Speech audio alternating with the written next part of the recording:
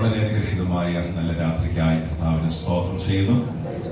ഒരുമിച്ച് കർത്താവിന്റെ സന്നിധിയിൽ ഒരു ആത്മീയ കൂട്ടായ്മയായി കൂടി വരുവാൻ ദൈവം നമ്മുടെ ജീവിതത്തിൽ ഒരുക്കി തന്ന അവസരത്തിനായി സ്തോത്രം. തിരക്കേറിയ ജോലി മേഖലകളിലും സമയങ്ങൾ വേർതിരിച്ച് ആത്മീയ കൂട്ടായ്മകൾക്കായി കടന്നു വരുന്ന എല്ലാ ദൈവമക്കളെയും കർത്താവ് ബലത്തോടെ ഈ ദേശത്ത് മുന്നോട്ട് നയിക്കട്ടെ എന്ന് പ്രാർത്ഥിക്കുന്നു. തുടർച്ചയായ ദിവസങ്ങളിൽ നടക്കുന്ന കൂട്ടായ്മകളൊക്കെ നമ്മുടെ ആത്മീയ അഭിവൃദ്ധിക്ക് മുഖാന്തരമായി തീരുവാൻ പ്രാർത്ഥനയോടെ കർത്താവിന്റെ സന്നിധിയിലായിരിക്കാം. എല്ലാവർക്കും കർത്താവായ യേശു ക്രിസ്തുവിന്റെ നാമത്തിൽ സ്നേഹവന്ദനം അറിയിക്കുന്നു. പ്രാർത്ഥനയോടെ ദൈവവചനത്തിലേക്ക് പ്രവേശിക്കാം. The book of 1 Corinthians 1 കൊരിന്ത്യർ ലേഖനം 11-ാം അധ്യായം 1-2 വാക്യങ്ങളാണ് നമ്മൾ ചിന്തയ്ക്കായി വായിക്കുന്നത്. 1 കൊരിന്ത്യർ ലേഖനം 11-ാം അധ്യായം അതിന്റെ 1-2 വാക്യങ്ങൾ. The book of 1 Corinthians chapter 11 verses 1 and 2.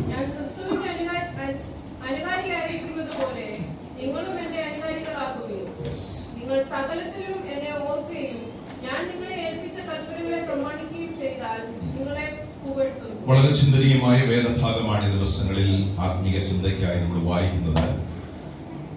അതിൽ നിന്ന് പ്രധാനമായി നിങ്ങളുമായി പങ്കുവെക്കുവാൻ ഞാൻ ആഗ്രഹിക്കുന്ന ആശയം ക്രിസ്തുവിന്റെ അനുകാരികളായി തീരുക. Becoming imitators of Christ. ക്രിസ്തുവിന്റെ അനുകാരികളായി തീരുക. വളരെ ചിന്തനീയമായ ആ വിഷയത്തിൽ ആസ്പദമായി ദൈവം അനുവദിച്ച ഈ ദിവസങ്ങളൊക്കെ നമ്മൾ ആ വിഷയത്തെ ആസ്പദമാക്കി വചനം പഠിക്കുവാൻ പ്രാർത്ഥനയോടെ കർത്താവിന്റെ സന്നിധിയിൽ നമുക്കായിരിക്കാം. ഞാൻ ക്രിസ്തുവിന്റെ അനുകാരിയായിരിക്കുന്നത് പോലെ നിങ്ങളും എന്റെ. അതൊരു വളരെ ശക്തമായ ഒരു ആത്മീയ സ്റ്റേറ്റ്മെന്റ് ആണ്. നിങ്ങൾ എന്നെ അനുകരിപ്പീൻ. പൗലോസ് പറയുന്ന വളരെ ശ്രദ്ധേയമായ ഒരു ചിന്ത, നിങ്ങൾ എന്നെ അനുകരിപ്പീൻ. അനുകരിക്കണമെന്ന് പറയുമ്പോൾ പൗലോസ് ഒരാളിലേക്ക് അത് ചൂണ്ടിക്കാണിച്ചാ പറയുന്നത്, ഞാൻ ക്രിസ്തുവിന്റെ അനുകാരിയായിരിക്കുന്നത് പോലെ നിങ്ങളും എന്നെ അനുകരിപ്പീൻ. Imitators of Christ. വളരെ അർത്ഥവത്തായ ഒരു ചിന്തയാണ്. ദിവസങ്ങളിൽ ആ ചിന്ത നിങ്ങളുടെ ഹൃദയങ്ങളിൽ പരിശുദ്ധാത്മാവ് ഉറപ്പിക്കുകയും വചനത്താൽ നിങ്ങളെ എല്ലാവരെയും ശക്തീകരിക്കുകയും ചെയ്യട്ടെ എന്ന് ആത്മാർത്ഥമായി ഞാൻ പ്രാർത്ഥിക്കുകയാണ്. ഞാൻ കഴിഞ്ഞ ദിവസം ഈ ദൈവവചനം ധ്യാനിച്ചപ്പോൾ എന്നോട് തന്നെ ഞാൻ ചോദിച്ച ഒരു ചോദ്യമുണ്ട്. എന്നെ അനുകരിക്കണമെന്ന് പറയാനുള്ള ധൈര്യം എനിക്കുണ്ടോ? പൗലോസ് പറഞ്ഞ സ്റ്റേറ്റ്മെന്റ് വളരെ ശക്തമാണ്, എന്നെ അനുകരിക്കും. പക്ഷെ ആ ചോദ്യം ഒരു ചാട്ടുളി പോലെ എന്റെ മനസ്സിലേക്ക് കയറി വന്നു. പരിശുദ്ധാത്മാവിനോട് ചോദിച്ചു, എന്റെ ദൈവമക്കൾ, എന്റെ മുൻപിലുള്ള വചനം കേൾക്കുന്നവർ, എന്നെ കാണുന്നവർ, എന്നെ ശ്രവിക്കുന്നവർ, എന്നെ തിരിച്ചറിയുന്നവർ, എന്നെ അനുകരിക്കണമെന്ന് പറയാനുള്ള തന്റെ ഇടം എനിക്കുണ്ടോ?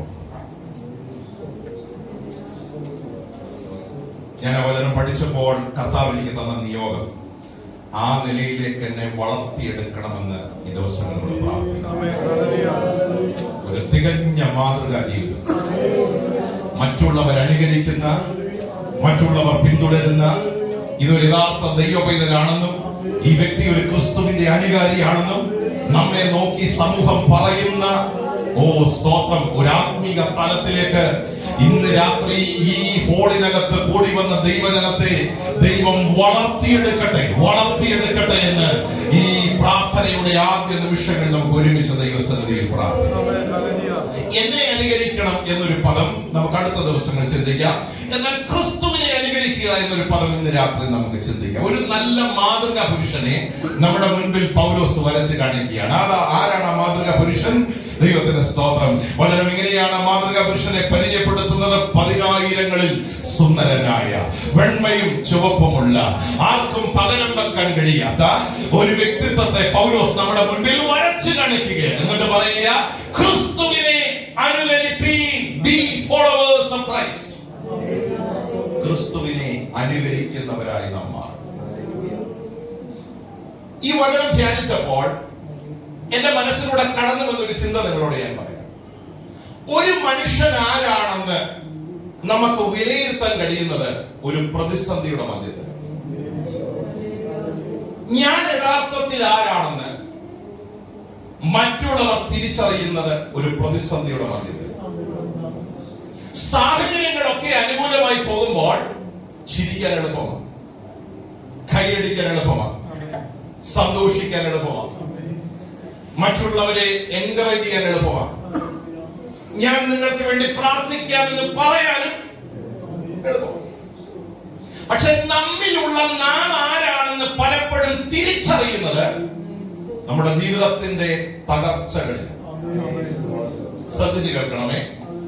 അവിടെ നമ്മുടെ മുഖഭാവം മാറും. പോരാ, നമ്മുടെ ഭാഷ മാറും, സ്വഭാവം മാറും, നമ്മുടെ ജീവിത ശൈലി മാറും. ജീവിതത്തിന്റെ പ്രതികൂലങ്ങളിലാണ് ഒരാൾ ആരാണെന്ന് ലോകം തിരിച്ചറിയുന്നത്. എന്റെ ജീവിതത്തിൽ ഒരു കടുത്ത വേദന ഉണ്ടായാൽ അതെന്റെ മുഖത്ത് വായിച്ചെടുക്കാൻ നിങ്ങൾക്ക് കഴിയും ഒരു പരിധി വരെയെങ്കിലും. എന്റെ സംസാര ശൈലി മാറും, എന്റെ അകത്തുള്ള ചൈതന്യം നഷ്ടപ്പെടും, സംസാര ശൈലി മാറും. ഇല്ലേ? എല്ലാവരും ഇവിടെ കൊണ്ടോ? സ്വഭാവം മാറും, അല്ലേ?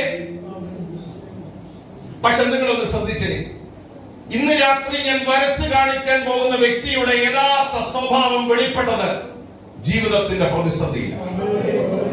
ആ വ്യക്തിയുടെ പേര് കർത്താവായ യേശു ക്രിസ്തു എന്നാണ്. ആ വ്യക്തിയെ ഉയർത്തുന്നതിൽ ഞങ്ങൾക്ക് അഭിമാനമുണ്ട്.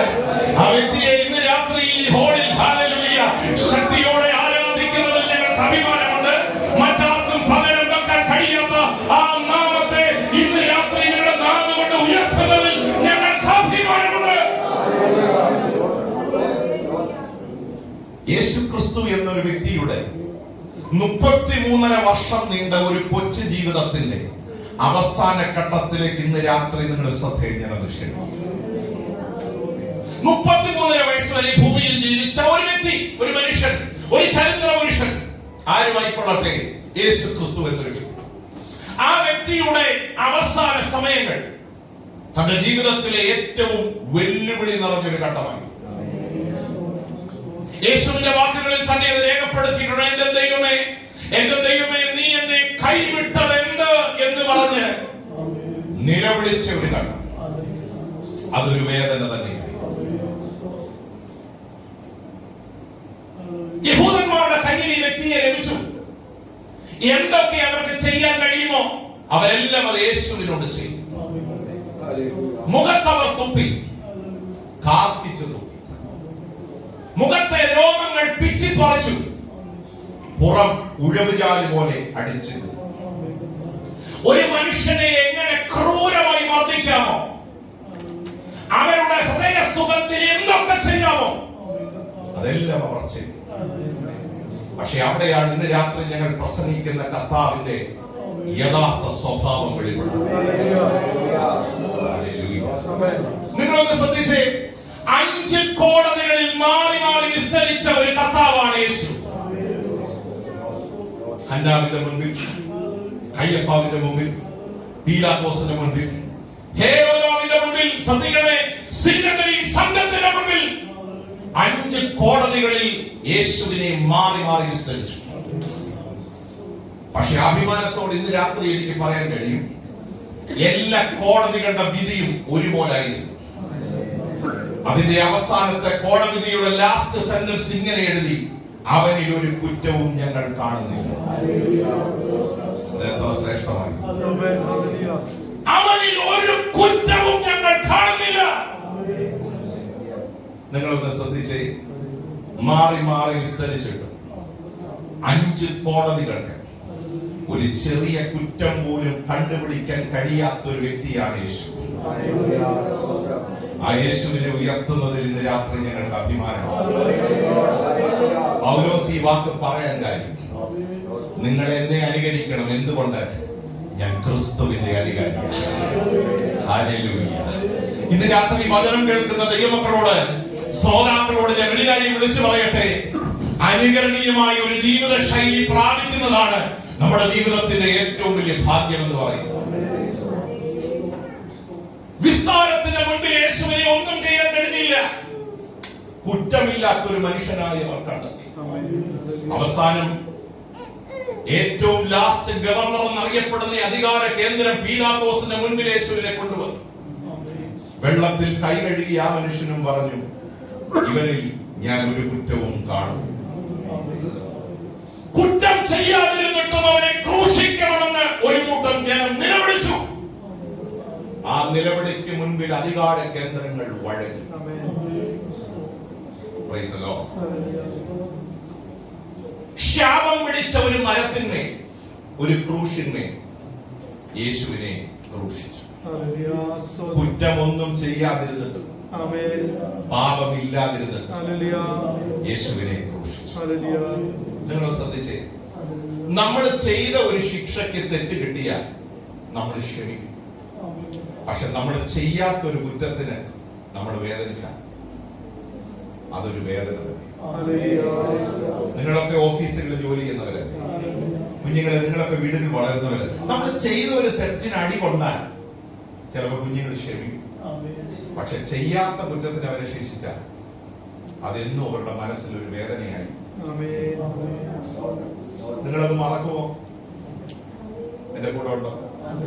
ഓഫീസിൽ ചെയ്യാത്ത ഒരു തെറ്റിന് ക്രൂശിക്കപ്പെട്ടാൽ നമ്മളത് മറക്കുമോ? ഒരിക്കലും. പക്ഷെ ആ സമൂഹത്തെ നോക്കി ഒരു വാക്ക് ഞങ്ങളുടെ കർത്താവ് പറഞ്ഞു, ഇവരോട് ക്ഷമിക്കണം. കർത്താവിന്റെ സ്നേഹം, ക്വാളിറ്റി, ഒരു യഥാർത്ഥ സ്വഭാവം അവിടെ വെളിപ്പെടുക. അങ്ങനെ പറയാനുള്ള ഒരു നല്ല മനസ്സ് പ്രാപിച്ച ഒരു വ്യക്തിയെ പൗലോസ് ചൂണ്ടിക്കാണിച്ച് പറയുക, be imitators of Jesus. ക്രിസ്തുവിന്റെ അനുകാരികളായി മാറണം. അന്നത്തെ കാലഘട്ടത്തിൽ ഏറ്റവും കൊടും ക്രിമിനലുകളെ ശിക്ഷിക്കുന്ന ഒരു ശിക്ഷാ രീതിയാണ് ക്രൂശിന്മേൽ തറച്ചു കൊല്ലുക എന്നുള്ളത്. യേശു എന്ന അതുല്യനായ വ്യക്തിയെ ക്രൂശിൽ തറയ്ക്കുമ്പോൾ അപ്പുറത്തും ഇപ്പുറത്തും രണ്ട് കള്ളന്മാർ, ബൈബിൾ പറഞ്ഞിരിക്കുന്നത് രണ്ട് ദുഷ്പ്രവർത്തിക്കാർ യേശുവിന്റെ ചുറ്റും എന്ത് ചെയ്തു? ക്രൂശിച്ചു. ദുഷ്പ്രവർത്തിക്കാർ എന്ന വാക്കിന്റെ അർത്ഥം ചെയ്യാവുന്ന ഏറ്റവും വലിയ തെറ്റാണ് സമൂഹത്തിൽ അവർ ചെയ്തത്. യോഗ്യമായ ശിക്ഷ അവർക്ക് കിട്ടി. നിങ്ങൾ ശ്രദ്ധിച്ചേ, ഈ രണ്ട് കള്ളന്മാരുടെ നടുവിലാണ് യേശുവിനെ എത്തിയത്. പക്ഷെ അവിടെയാണ് കർത്താവിന്റെ യഥാർത്ഥ ക്വാളിറ്റി വെളിപ്പെട്ടത് കേട്ടോ. സ്തോത്രം. ആ ജീവിതം വ്യർത്ഥമായി പോയില്ല. ഈ രണ്ട് കള്ളന്മാര് തമ്മിൽ സംസാരിക്കുക. ആ സംസാരം എന്നെ ഞാൻ ഇന്ന് വൈകിട്ട് വചനം ധ്യാനിച്ചുകൊണ്ടിരിക്കുമ്പോൾ ചിന്തിപ്പിച്ചു. നമ്മൾ ഒത്തിരി വായിച്ചു പോയിട്ടുള്ളതാ. ഒരു ദുഷ്പ്രവർത്തിക്കാരൻ അല്ലെങ്കിൽ ഒരു കള്ളം പറഞ്ഞു, നിന്നെ തന്നെ രക്ഷിക്കും, ഞങ്ങളെ എന്ത് ചെയ്യാം? പക്ഷേ അതിന്റെ അപ്പുറത്ത് കിടന്ന കള്ളന് അങ്ങനല്ല തോന്നി. യേശുവിന്റെ മരണം കണ്ടപ്പോൾ, ഈ ക്രൂശീകരണ വേദനയിലൂടെ കർത്താവ് കടന്നുപോയത് കണ്ടപ്പോൾ അദ്ദേഹത്തിന്റെ ഹൃദയത്തിൽ ഉണ്ടായ ചിന്ത, നീ രാജ്യത്വം പ്രാപിച്ചു വരും. ക്രൂശിൽ കിടന്ന കള്ളന് മനസ്സിലായി, ഇതൊരു ദുഷ്പ്രവർത്തിക്കാരനല്ല, ഇതൊരു രാജാവ്. മറ്റുള്ളവർക്ക് ഞാൻ പറയുന്നത് ഇന്ന് രാത്രി മനസ്സിലാക്കുന്നുണ്ട്. ഞങ്ങൾ ഉയർത്തുന്ന ഒരു നാമം, ഹല്ലേലൂയ, സകല നാമത്തിനും മേലായ നാമം എന്ന് പറയാൻ കാര്യം, ഹല്ലേലൂയ, അതൊരു സാധാരണ നാമമല്ല, അതൊരു സാധാരണ വ്യക്തിത്വമല്ല. ജീവിതത്തിന്റെ തകർച്ചയിൽ തെളിയിച്ചു, ഈ ആയ വ്യക്തി ഞാനൊരു രാജാവാണ്.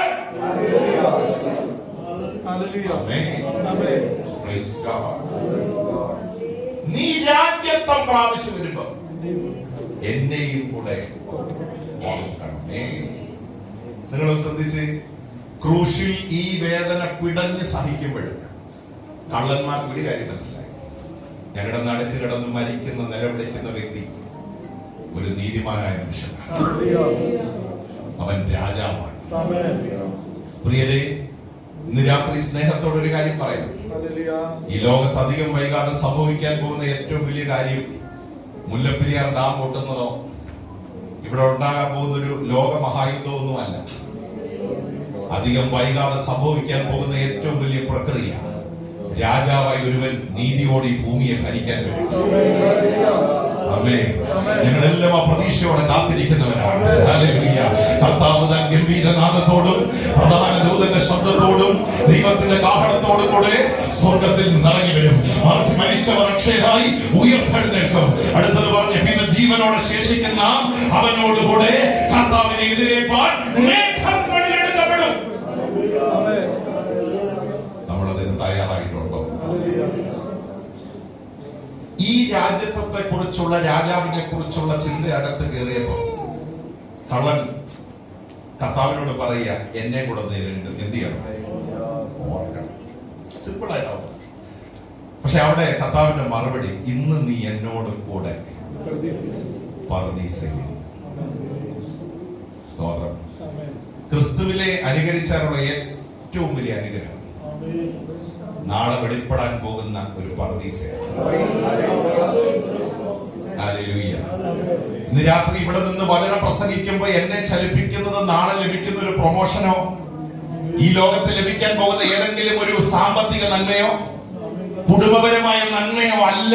വരാൻ പോകുന്ന ലോകത്തെ കുറിച്ചുള്ള വെളിപ്പാടാണ് ഞങ്ങളെ ചലിപ്പിക്കുന്നത്. രാജാവായി നീതിയോടെ ഈ ലോകത്തെ ഭരിക്കാൻ ഒരാൾ അധികം വൈകാതെ വരും.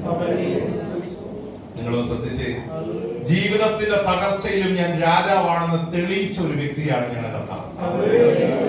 അതെത്ര ശ്രേഷ്ഠമാണ് അല്ലേ?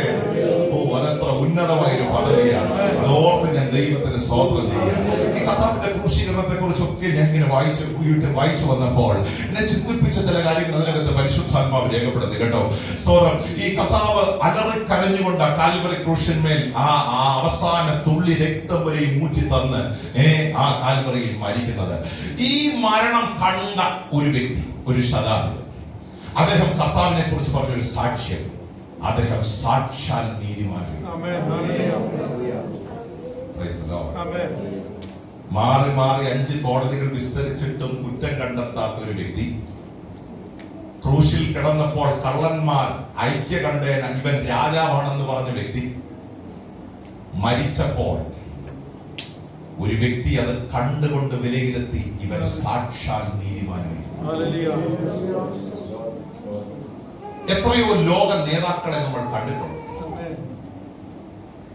മാതൃകയെന്ന് നമുക്ക് തോന്നിയ, നമ്മുടെ ഹൃദയത്തെ ആകർഷിച്ച എത്രയോ വ്യക്തിത്വങ്ങൾ നമ്മുടെ ചുറ്റും നമ്മൾ കണ്ടു. പക്ഷെ അവരുടെ മുഖംമൂടികളൊക്കെ പിന്നീട് അഴിഞ്ഞു വീണിട്ടുണ്ട്. പക്ഷെ ഇന്ന് രാത്രി ഞങ്ങൾ പ്രസംഗിക്കുന്ന കർത്താവ് അതുല്യനായ ഒരു വ്യക്തി, പാപമില്ലാത്തൊരു വ്യക്തി, സ്തോത്രം, രാജാവായ ഒരു വ്യക്തിയാ, ഉന്നതനായ ഒരു വ്യക്തിയാ. ആമേൻ. കല്ലറയെ തുറന്ന് ഉയർത്തെഴുന്നേറ്റ ഒരു വ്യക്തിയാണ്. ജീവിതത്തിൽ നീതിമാനെന്ന് തെളിയിച്ച ഒരു വ്യക്തിത്വം. എന്തിനാ ഇത് തെളിയിച്ചതെന്ന് അറിയാമോ? പ്രസംഗിക്കുന്ന എന്നെയും അതുപോലെ ആക്കാൻ.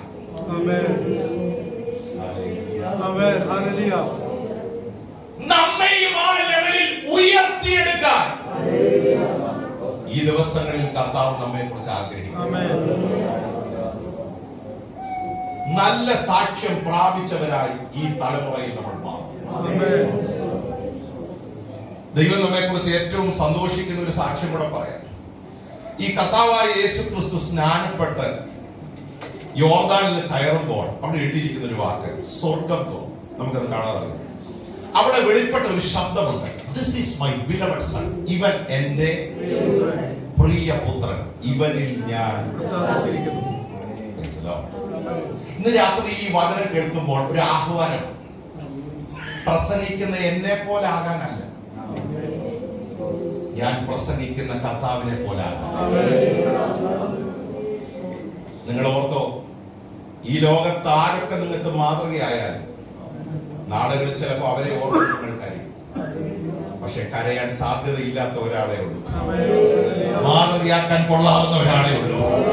സ്തോത്രം. നമുക്ക് പിന്തുടരാൻ പറ്റിയ യോഗ്യനായ ഒരാളെ ഉള്ളൂ. ഇന്ന് രാത്രി ഞങ്ങൾ ഉയർത്തുന്ന യേശു ക്രിസ്തുവാണ്. യേശുവിനെ പോലെ ആവുക. ആ ആത്മീക തലത്തിലേക്ക് ഈ ദിവസങ്ങളിൽ നമ്മൾ വളരണമെന്ന് കർത്താവ് നമ്മെ കുറിച്ച് ആഗ്രഹിക്കുന്നു. എങ്ങനെ കർത്താവിനെ പോലെ ആകുന്നത്? അതൊരു വലിയ പ്രക്രിയ. കർത്താവിനെ പോലെ ആകണമെങ്കിൽ നമ്മുടെ സ്വഭാവത്തിൽ കാതലായ മാറ്റം ഉണ്ടാകണം. ഈ ബൈബിളിന്റെ ഏറ്റവും വലിയ സവിശേഷത, ഇത് നിങ്ങളുടെ ഒരു പ്രാർത്ഥനാ വിഷയത്തിന് മറുപടി തരുന്ന പുസ്തകം മാത്രമല്ല, നിങ്ങളെ രൂപാന്തരപ്പെടുത്തുന്ന പുസ്തകം. ആമേൻ. സന്തോഷമുണ്ടോ? സ്വഭാവത്തെ, ചിന്തകളെ, കുടുംബ ബന്ധങ്ങളെ, സാമൂഹ്യ ബന്ധങ്ങളെ രൂപാന്തരപ്പെടുത്തുന്ന ഒരു ശക്തമേറിയ പുസ്തകമാണ് ഇന്ന് രാത്രി നമ്മുടെ കയ്യിൽ ഇരിക്കുന്നതെന്ന് ബോധ്യമുള്ള എത്ര പേരുണ്ട്? അവരെ ഓർത്ത് ഞാൻ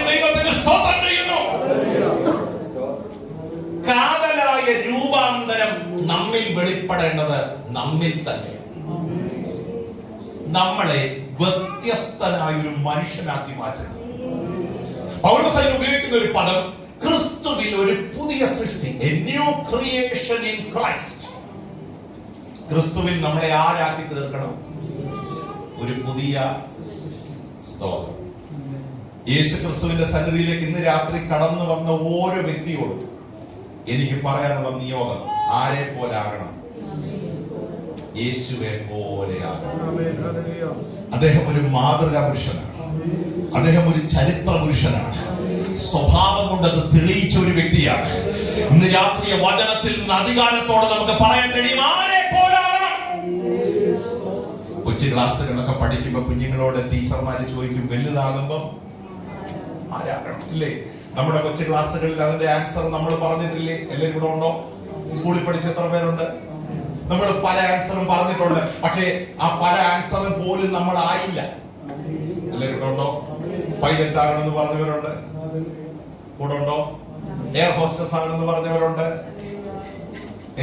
പക്ഷെ നമ്മൾ പറഞ്ഞതൊന്നും നമ്മൾ ഉണ്ടോ? അതൊരു മോഹമാണ്. പക്ഷെ ക്രിസ്തീയ ജീവിതത്തിന്റെ ഏറ്റവും വലിയ സന്തോഷം ആരെ പോലെ ആകുന്നതാണ്. ആ മാതൃകാ പുരുഷനാണ് നമ്മുടെ ഭാഗ്യം. ആ മനുഷ്യനാണ് നമ്മുടെ നന്മ. സകലത്തിലും മാതൃക കാണിച്ച ഒരു വ്യക്തി, നിർദോഷൻ, നിഷ്കളങ്കൻ, നിർമ്മലൻ, ദോഷം തട്ടാത്തവൻ, പാപം കൂടാതെ ജീവിച്ചവൻ. ആ വ്യക്തിയെ ബൈബിൾ പറയുകയാണ്, യേശുവിനെ ഉയർത്തി പൗലോസ് പറയുക, നിങ്ങൾ ക്രിസ്തുവിന്റെ അനുകാരികളാകുവീ. അങ്ങനെയെങ്കിൽ ഒരു കാര്യം കൂടെ നിങ്ങളെ ഞാൻ ഓർമ്മിപ്പിക്കാം. ക്രിസ്തുവിനെ പോലെ ആകണമെങ്കിൽ ഒറ്റ മാർഗം, നമ്മുടെ അകത്തുള്ള സ്വയത്തെ നമ്മൾ എടുത്തു മാറ്റണം. ആ പുതിയ വ്യക്തിത്വത്തെ നമ്മൾ ധരിക്കണം. ഒരു പുതിയ മനുഷ്യനായി നാം മാറണം.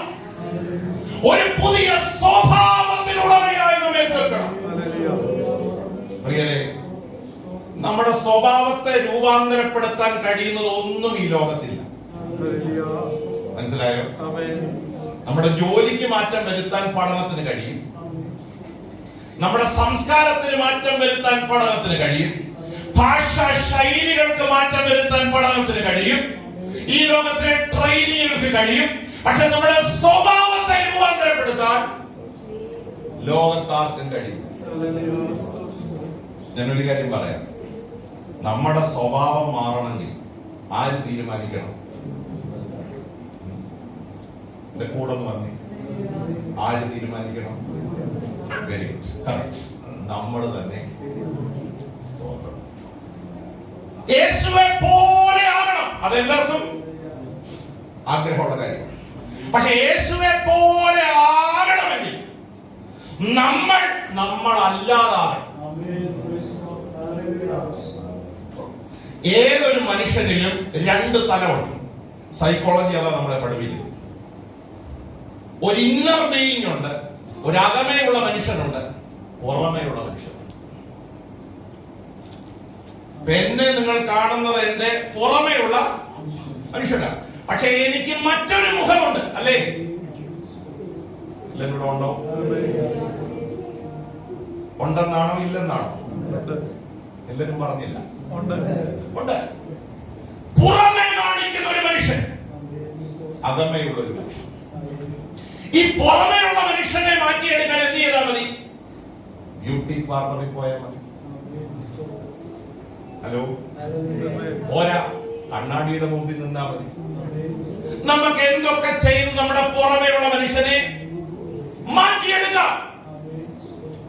ഇച്ചിരി ക്രീം ഉപയോഗിച്ചാൽ, ഇച്ചിരി പൗഡർ ഉപയോഗിച്ചാൽ, എന്റെ കൂടെ ഉണ്ടോ? ഇച്ചിരി കോസ്മെറ്റിക് വസ്തുക്കൾ ഉപയോഗിച്ചാൽ നമ്മുടെ പുറമേയുള്ള മനുഷ്യനെ എന്ത് ചെയ്യാം? പക്ഷെ ഇന്ന് രാത്രി ഈ വചനമകത്തേക്ക് കയറും. പുറമേയുള്ള മനുഷ്യനെ മാറ്റുന്ന പ്രക്രിയയല്ല, നമ്മുടെ അകമയുള്ള മനുഷ്യനെ മാറ്റി സ്തോത്രം ഒരു പുതിയ മനുഷ്യനെ ധരിക്കുന്ന ഒരു പ്രക്രിയ. ആ പ്രക്രിയ വിളിക്കുന്ന പേരാണ് രൂപാന്തരം. ദൈവവചനം ഏറ്റവും പ്രാധാന്യം നൽകുന്ന ഒരു പ്രക്രിയയാണ്. നമ്മൾ രൂപാന്തരപ്പെട്ടവരായി തീരണം. എന്താ രൂപാന്തരം എന്നൊരു വാക്കിന്റെ അർത്ഥം അടുത്ത ദിവസം നമ്മൾ ചിന്തിക്കും. പക്ഷെ സിമ്പിളായ ഒരു അർത്ഥം പറയാം, ക്രിസ്തുവിനെ പോലെയാകുക. അതാണ് ആരെ പോലെ ആകണം? ക്രിസ്തുവിനെ പോലെയാകണം.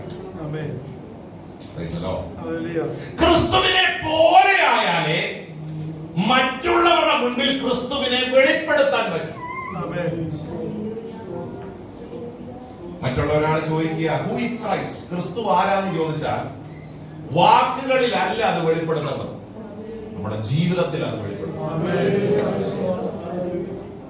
ഇപ്പം യേശു ആരാന്ന് ചോദിച്ചാൽ ഒരു 10 കാര്യം പറയാൻ ഇവിടെ ഇരിക്കുന്ന എല്ലാവർക്കും അറിയാം.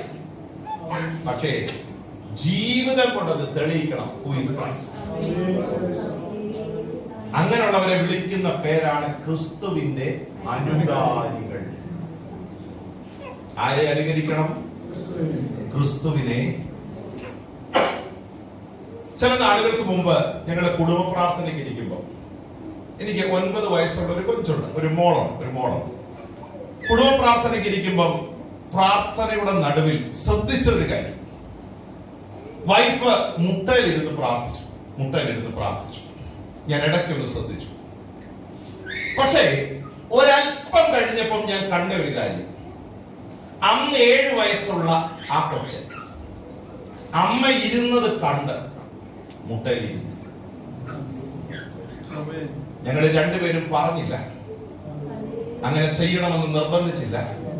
പക്ഷെ ആ പ്രാർത്ഥനയിൽ എന്നെ ദൈവം പഠിപ്പിച്ച ഒരു പാഠം, അമ്മ ഇരുന്നപ്പോൾ ആ കുഞ്ഞിന്റെ മനസ്സിലൊരു തോന്നൽ, പ്രാർത്ഥിക്കുമ്പോ എനിക്കും എങ്ങനെ ഇരിക്കണം. ആമേൻ. ഇതാ ഇമിറ്റേഷൻ.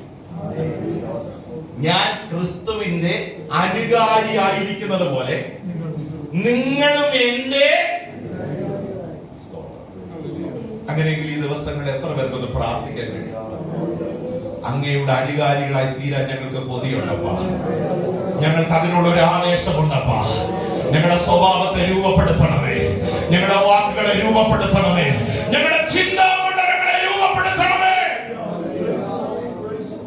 ഞാൻ എപ്പോഴും ശ്രദ്ധിക്കുന്ന ഒരു കാര്യം, നമ്മളെ വാച്ച് ചെയ്യുന്ന എത്ര പേരുണ്ട്? നമ്മുടെ ഓരോ വാക്ക് പോലും ശ്രദ്ധിക്കുന്ന എത്ര പേരുണ്ട്? നമ്മുടെ മുഖഭാവം പോലും ശ്രദ്ധിക്കുന്ന.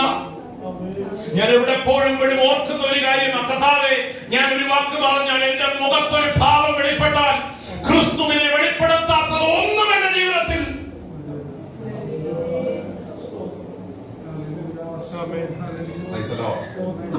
നമ്മുടെ ജീവിതത്തിൽ നമ്മൾ പ്രയത്നിക്കേണ്ട ഏറ്റവും വലിയ കാര്യം, ആരെ പോലാകണം പറഞ്ഞ് ക്രിസ്തുവിനെ പോലെയായി. ഇപ്പൊ വാക്ക് കുറച്ചും കൂടെ നിങ്ങൾക്ക് ക്ലിയറാവുന്നുണ്ടോ? പൗലോസ് കൊരിന്ത്യ സഭയോട് പറയുക, ഞാൻ ക്രിസ്തുവിനെ അനുകരിക്കുന്നത് പോലെ. അതൊരു ബോൾഡ് സ്റ്റേറ്റ്മെന്റ് എന്ന് വെച്ചാൽ ഒരു വിരള ചൂണ്ടാനില്ല. പൗലോസ് പറയുക, ഞാൻ ആരെ അനുകരിക്കുക? അതൊരു ധൈര്യം, അതൊരു ഉറപ്പാണ്. ആ ആത്മീക ലെവലിലേക്ക് ഈ ദിവസങ്ങളിൽ നമ്മൾ എന്ത് ചെയ്യണം? വളർന്നു വരണമെന്ന് ദൈവനാമത്തിൽ ഞാൻ ആഗ്രഹിക്കുന്നു. ക്രിസ്തുവിനെ പോലെ ആകണമെങ്കിൽ അതൊരു സെൽഫ് ഡിനയൽ. സ്വയം നമ്മളെ ദൈവകരങ്ങളിൽ സമർപ്പിച്ച് എന്റെ സ്വയത്തെ ക്രൂശിക്കുന്ന ഒരു പ്രക്രിയയാണ്. സ്തോത്രം. ആ പ്രക്രിയയിലൂടെയാണ്, രൂപാന്തരത്തിലൂടെ ക്രിസ്തുവിന്റെ അനുകാരികളായി നമ്മൾ എന്ത് ചെയ്യുന്നത്. നമ്മൾ പ്രാപിച്ച ഒത്തിരി സ്വഭാവങ്ങളുണ്ട്. അതെങ്ങനെ വന്നതാ? ഒരുപക്ഷെ മാതാപിതാക്കളിൽ നിന്ന് കിട്ടിയതാ, രക്തത്തിൽ നിന്ന് കിട്ടിയതാ. എല്ലാവരും ഇവിടെ ഉണ്ടോ? അല്ലേ? പല സ്വഭാവങ്ങളും നമ്മൾ എന്ത് ചെയ്യുന്നുണ്ട്? ഇടയ്ക്ക് പലതും കയറി വരാറുണ്ട്, അല്ലേ? പാരമ്പര്യമായ സ്വഭാവങ്ങൾ നമ്മുടെ അകത്ത്. ആമേൻ. ദേഷ്യം എങ്ങനെ കിട്ടിയതാ നമുക്ക്? എന്റെ കൂടില്ല. കോപം എങ്ങനെ വന്നതാ? പഠിച്ചതാണോ? അല്ല, പാരമ്പര്യമായിട്ട്. അനാവശ്യ വാക്കുകൾ പറയാൻ എങ്ങനെ പഠിച്ചതാ? ആകാത്തത് നമ്മുടെ ജീവിതത്തിൽ ഉണ്ടാകുന്നത് എവിടുന്ന? പാരമ്പര്യത്തിൽ. ഇതെല്ലാം നമ്മുടെ രക്തത്തിൽ ഉണ്ട്, അല്ലേ? ഈ ജഡമനുഷ്യനെ ക്രൂശിച്ചാലേ ക്രിസ്തുവിനെ നമുക്ക് ഫോളോ ചെയ്യാൻ പറ്റും. ഹല്ലേലൂയ. സ്തോത്രം. ക്രിസ്തുവിന്റെ അനുകാരിയായാൽ ആകാത്ത ഒരു വാക്ക് നമ്മുടെ നാവിൽ വരില്ല. വരുമ്പോൾ പരിശുദ്ധാത്മാവ് പറയും നോ. ആകാത്ത ഒരു ചിന്ത നമ്മുടെ ജീവിതത്തിൽ എന്ത് ചെയ്യില്ല, വരില്ല. കാരണം വരുമ്പോൾ പരിശുദ്ധാത്മാവ് വിലക്കും നോ. നമ്മളെ ആരുടെ അനുകാരികളായി തീരണം? സ്തോത്രം. സ്നേഹം കൊണ്ട് ഈ ലോകത്തെ കീഴടക്കിയ ഒരു വ്യക്തിയാണ് ക്രിസ്തു. സ്നേഹം കൊണ്ട് ഈ ലോകത്തെ കീഴടക്കിയ ഒരു മനുഷ്യൻ. സ്തോത്രം. മറ്റുള്ളവരെ സ്നേഹിക്കാൻ പഠിപ്പിച്ച, ആദരിക്കാൻ പഠിപ്പിച്ച, മനുഷ്യനെ മനുഷ്യനായി കണ്ട, മനുഷ്യന്റെ സ്വഭാവത്തിന്റെ രൂപാന്തരത്തിന് വേണ്ടി വിലകൊടുത്ത ഒരു മനുഷ്യൻ. ഇന്ന് രാത്രി ഈ മെസ്സേജ് നിങ്ങൾക്ക് കൈമാറുന്നു. നിങ്ങളെ കുറിച്ച് ഈ ദിവസങ്ങളിൽ കർത്താവ് ആഗ്രഹിക്കുന്ന ഏറ്റവും വലിയ ലക്ഷ്യം ആരെ പോലെ ആകണം? യേശുവെ പോലെയാണ്. കണ്ണുകളൊന്ന് അടച്ചു ഒരു നിമിഷം ഒന്ന് പ്രാർത്ഥിച്ച് ഞങ്ങളെ രൂപപ്പെടുത്തി എടുക്കണമേ, ഞങ്ങളെ രൂപാന്തരപ്പെടുത്തി